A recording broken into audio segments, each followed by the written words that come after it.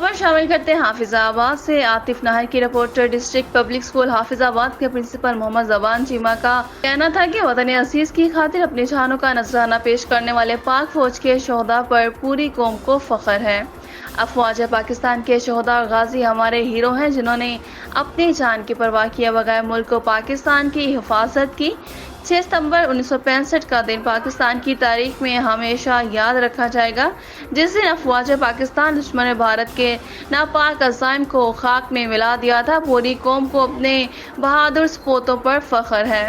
उन्होंने इन ख्यालात का इजहार यौम दिफा के मुनासबत से मुनक्किदा तकरीब से खिताब करते हुए किया।